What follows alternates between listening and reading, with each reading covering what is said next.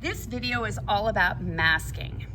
I've got this cute shark pattern, but I've decided that I don't want to use it on the entire quilt. So we're going to pretend that we're going to mask it out for certain sections on this sample quilt. On here, I've got my mask set as input with the sew head, and I'm gonna create a region, and that's gonna allow me to set the place that I want that mask to be. So my sew head is the input, and I'm gonna hit the green button while in the lightning stitch screen, and I'm gonna mark the space that I do not want my pattern to sew. And I'm just hitting the green button.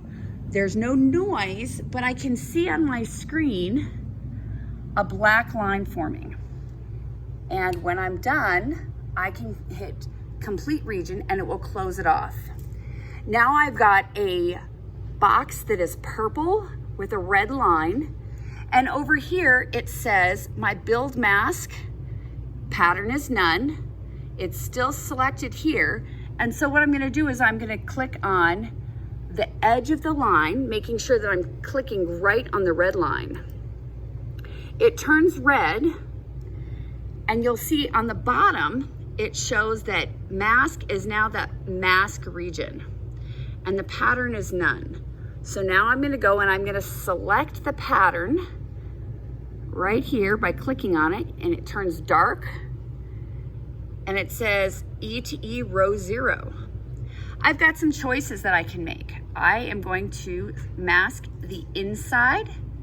I'm gonna have continuous sew on so that it doesn't have a break every single time I cross this line and I've cut it. If I don't have continuous sew on, I would have to do a tie off at every single point. So I'm going to have continuous sew on.